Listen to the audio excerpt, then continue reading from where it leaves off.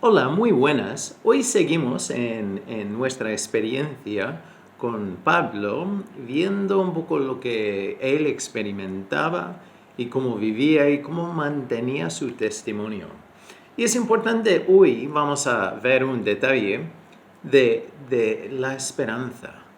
Porque claro, con todo lo que Pablo ha experimentado, mantener una perspectiva llena de esperanza, eso llama la atención.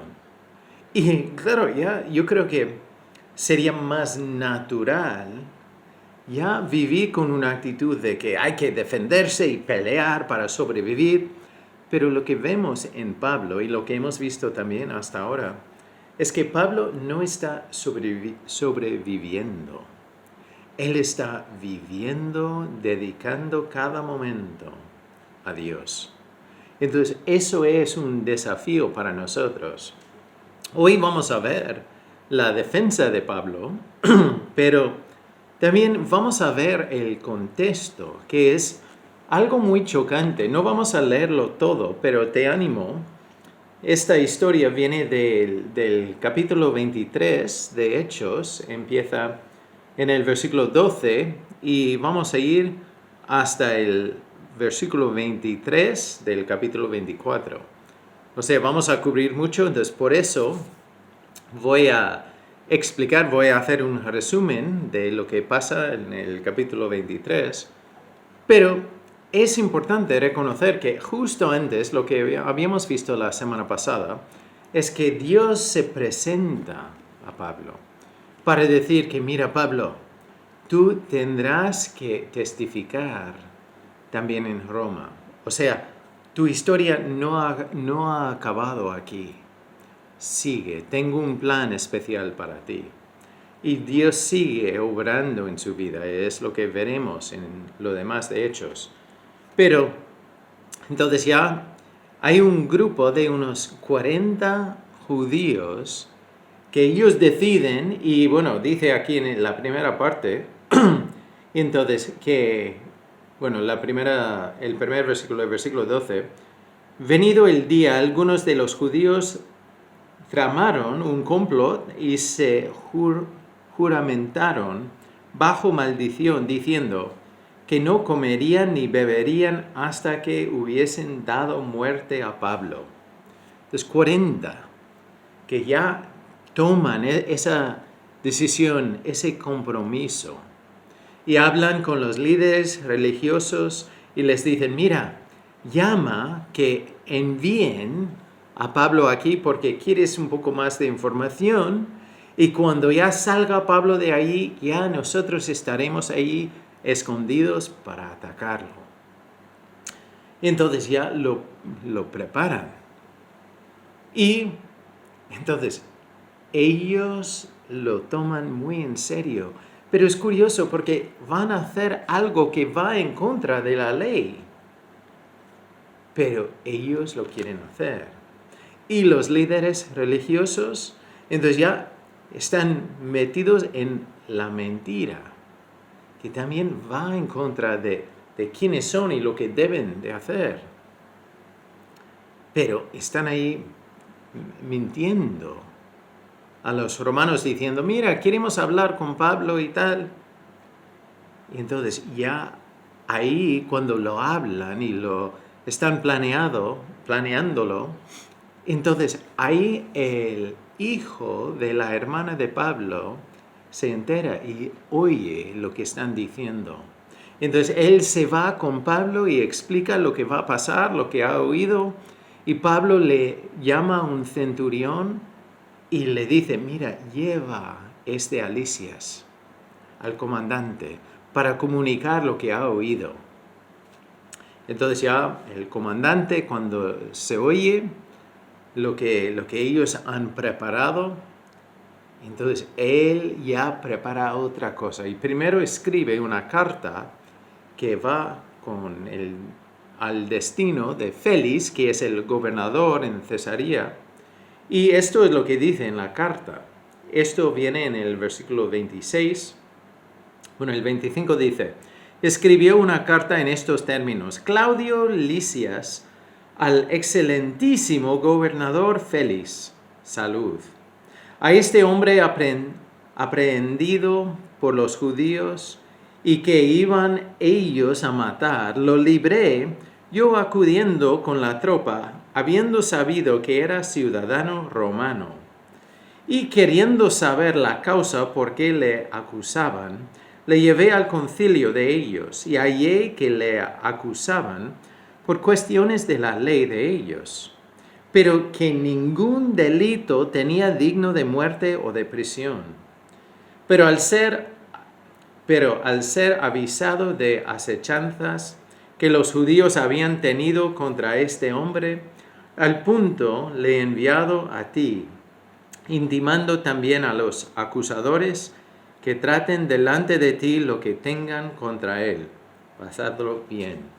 Entonces, y después, ya Lisias envía muchos soldados, algunos a caballo, entonces ya para cuidar de Pablo y llevarle a Félix, el gobernador de la región. Y es curioso porque, claro, en su letra, en su carta, entonces ya presenta la obra que él ha hecho, como para ser el héroe, que ha hecho todo bien, perfecto. Ya pone algunas cosas fuera del orden porque, claro, hizo muchas cosas antes de saber que era ciudadano romano. Pero bueno, entonces ya Pablo llega a Cesarea y dice al final del capítulo 23, esto es el versículo 34, y el gobernador, leída la carta, preguntó de qué provincia era, y habiendo entendido que era de Cilicia, le dijo, te oiré cuando vengan tus acusadores. Y mandó que le custodiasen en el pretorio de Herodes. Entonces ya vamos a entrar en el capítulo 24 y ver las acusaciones, ver la conversación y cómo sale.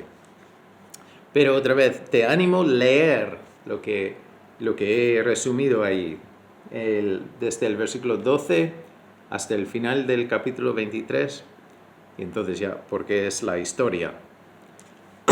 Y dice en el 24, 5 días después descendió el sumo sacerdote Ananías con algunos de los ancianos y un cierto orador llamado Tértulo, y comparecieron ante el gobernador contra Pablo. Y cuando éste fue llamado, Tértulo comenzó a acusarle, diciendo, como debido a ti gozamos de gran paz, y muchas cosas son bien gobernadas en el pueblo por tu prudencia. Oh excelentísimo Félix, lo recibimos en todo tiempo y en todo lugar con toda gratitud. O sea, está ya hablando, usando palabras huecas, pero para presumir que ya adora a Félix, ya para preparar por lo que va a hacer. Como debido a ti, ya el versículo 4, pero por no molestarte más largamente, te ruego que nos oigas brevemente conforme a tu equidad. Porque hemos hallado que este hombre es una plaga y promotor de sediciones entre todos los judíos por todo el mundo y cabecilla de la secta de los nazarenos. Intentó también profanar el templo y prendiéndole quisimos juzgarle conforme a nuestra ley. Pero interviniendo el tribuno Lisias con gran violencia, le quitó de nuestras manos, mandando a sus acusadores que viniesen a ti. Tú mismo, pues, al juzgarle, podrás informarte de todas estas cosas de que le acusamos. Entonces, mira, ya el vocabulario y las palabras que usa para acusar a Pablo. Entonces usa palabras que ya intentan hacer un incendio, un fuego, ya de tocar las emociones. Y encima acusa a Lisias, el comandante, de haber causado los problemas. Porque como él entró con gran violencia, entonces claro, ellos tenían que defenderse para sobrevivir. Pero, qué fuerte. Pero vemos cómo juega con palabras para presentar su perspectiva. Y después los otros judíos que habían venido con ellos, dice, los judíos también confirmaban diciendo ser así todo. Y ahora vamos a oír de Pablo. Habiéndole hecho señal el gobernador a Pablo para que hablase, éste respondió. O sea, Pablo responde. Porque sé que desde hace muchos años eres juez de esta nación. Con buen ánimo haré mi defensa. Como tú puedes cerciorarte, no hace más de 12 días que subí a adorar a Jerusalén. Y no me hallaron disputando con ninguno, ni amotinando a la multitud, ni en el templo, ni en las sinagogas, ni en la ciudad. Ni te pueden probar las cosas de que ahora me acusan. Entonces, Pablo responde a todo lo que ha dicho aquí y dice, mira, entonces tú puedes ver que yo llevo menos que 12 días en Jerusalén. Y han describido una cosa, ha dicho que suena como que he estado ahí años haciendo problemas. Pero 12 días. Y no han visto nada de lo que dicen. No me hallaron haciendo lo que me dicen. Pero después cambia y dice en el 14, pero esto te confieso. Entonces ya dice, mira, todo lo que él ha dicho no es real, no hay pruebas, no hay evidencia, no es verdad. Pero te voy a confesar lo que sí es verdad. Que según el camino, eso fue el nombre de este grupo que seguía a Jesús, como Jesús decía que yo soy el camino. Entonces, que según el camino que ellos llaman herejía, así sirvo al Dios de mis padres, creyendo todas las cosas que en la ley, en los profetas, están escritas, teniendo esperanza en Dios, la cual ellos también abrigan, de que ha de haber resurrección de los muertos, así de justos como de injustos. Entonces dice que mira, lo que voy a confesar es que sí, según el camino, según a este Jesús y sus enseñanzas, y su muerte y su resurrección.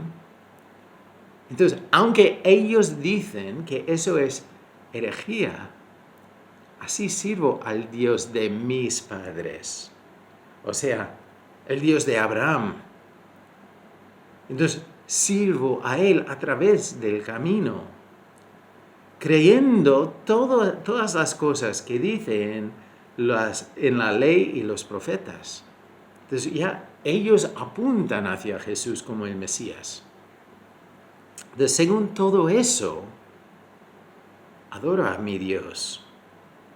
Y teniendo esperanza en Dios, que ellos también hablan de la misma esperanza, de que hay una resurrección de los muertos, así de justos como de injustos.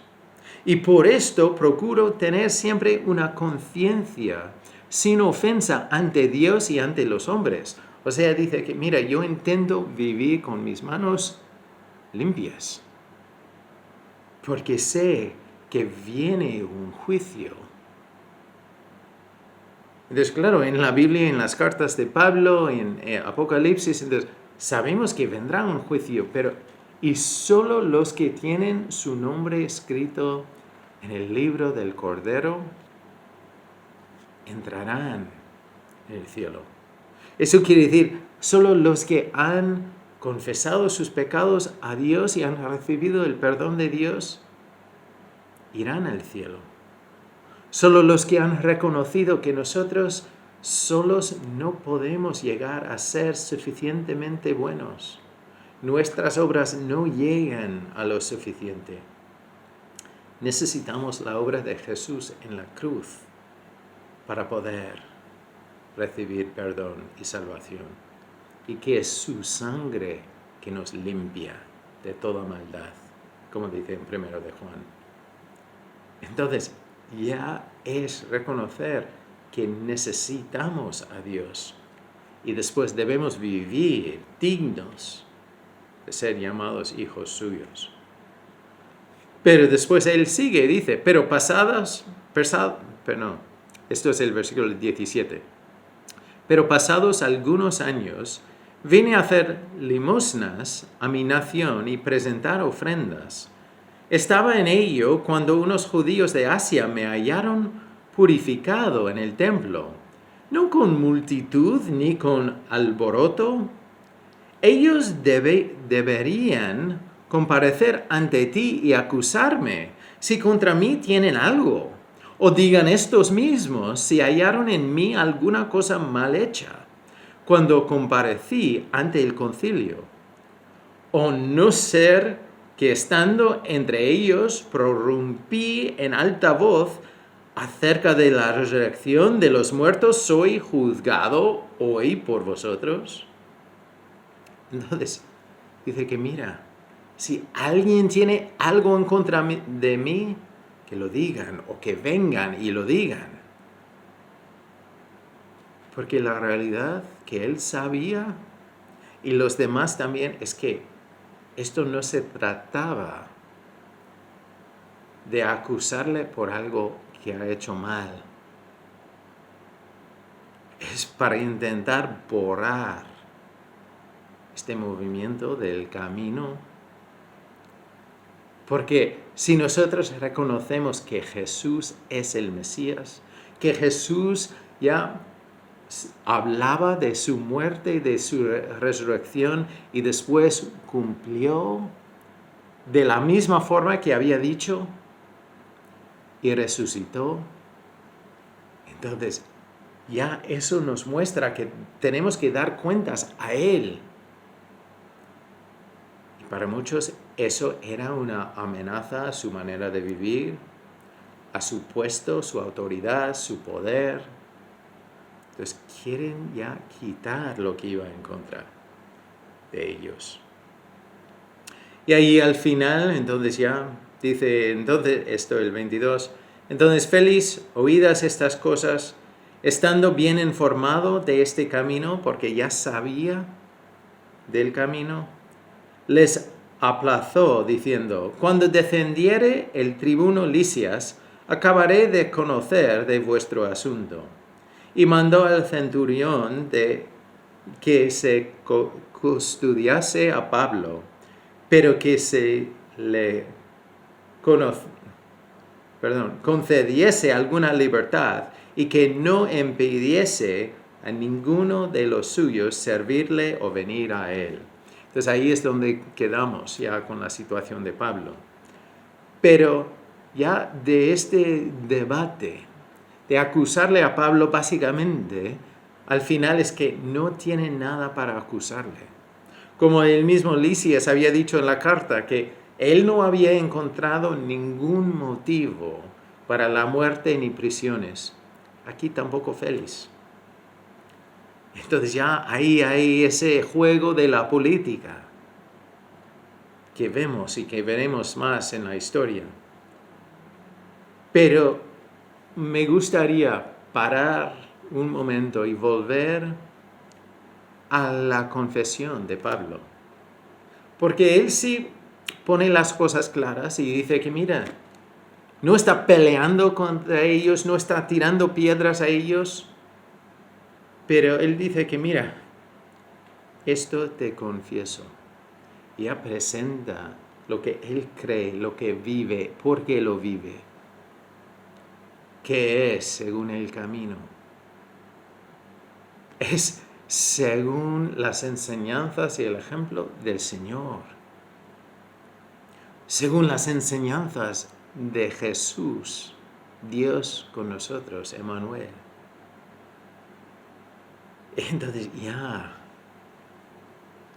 Él caminaba, pero Él ya seguía todo lo que pone en la ley los profetas, porque apuntan a la venida y la necesidad del Mesías.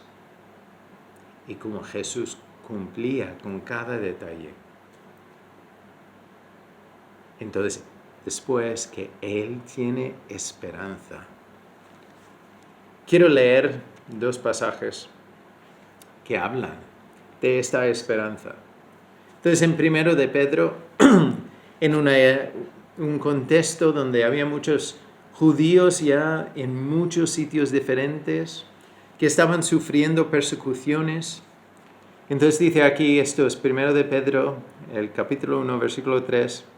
Bendito el Dios y Padre de nuestro Señor Jesucristo, que según su grande misericordia nos hizo renacer para una esperanza viva, por la resurrección de Jesucristo de los muertos, para una herencia incorruptible, incontaminada e inmarcesible, reservada en los cielos para vosotros, que sois guardados por el poder de Dios mediante la fe, para alcanzar la salvación que está preparada para ser manifestada en el tiempo postrero.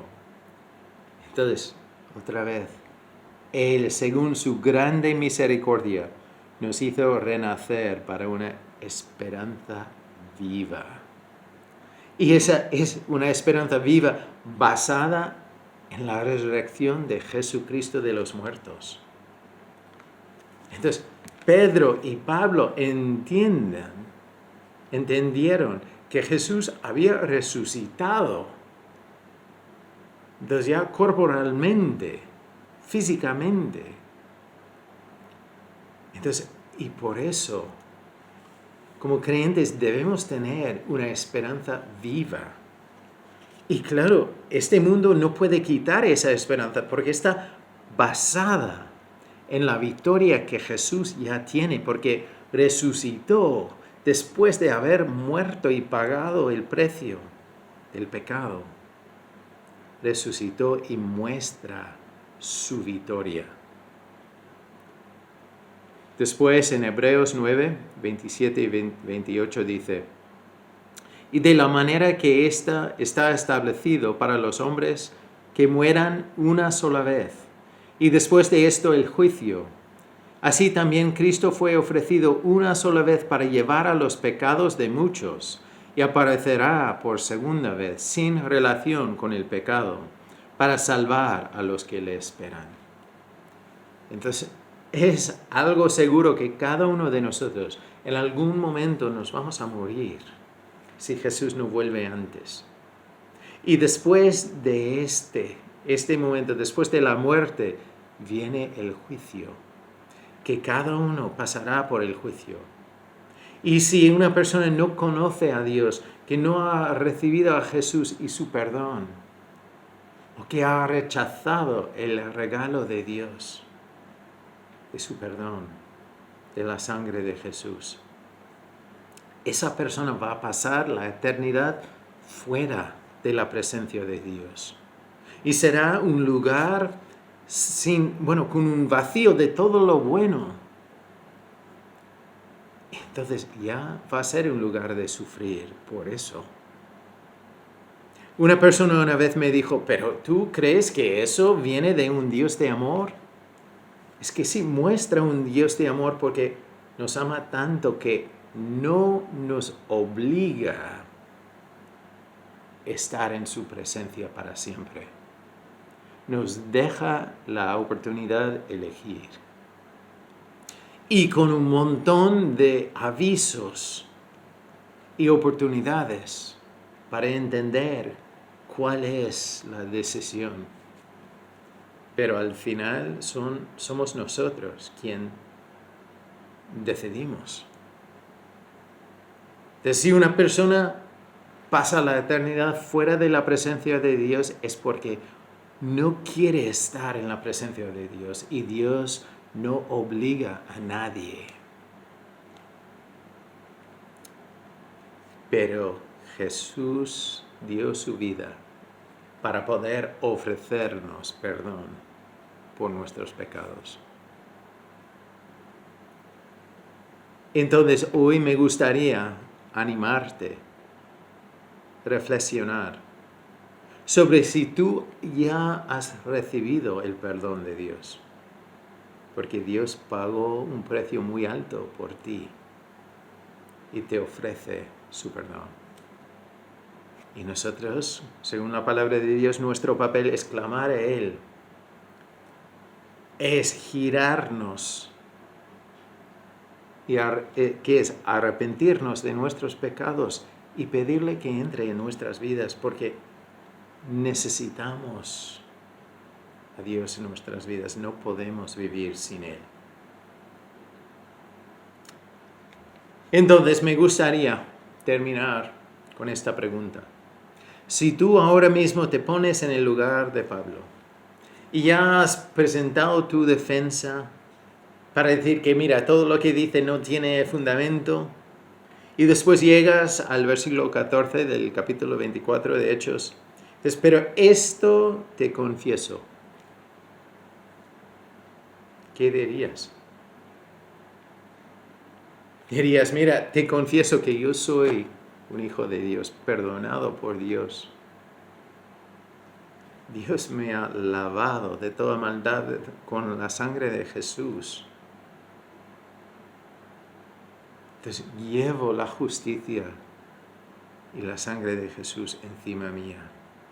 No por mis obras, no porque soy bueno, pero por su gracia. O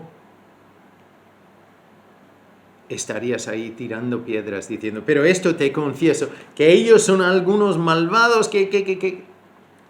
Pablo elige gracia y presenta el Evangelio aquí. Entonces presenta la realidad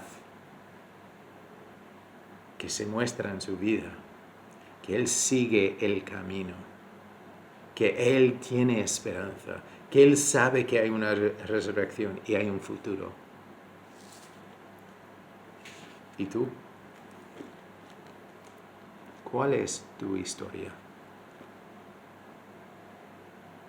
Dios quiere ser una parte muy importante de tu historia. Quiere ser la base del cambio. Entonces, te animo a hablar con Él hoy. Y como siempre, si tienes una duda o una pregunta, por favor, envíanos un mensaje. Y nosotros nos pondremos en contacto contigo. Ya, si nos envíes un mensaje, responderemos con un mensaje para no molestar. Pero siempre nosotros necesitamos a Dios. Él nos lleva al final y tiene un futuro perfecto planeado para sus hijos e hijas. Y te invita a entrar. Entonces te animo a recordar que para Dios tú vales mucho. Bendiciones y nos veremos pronto.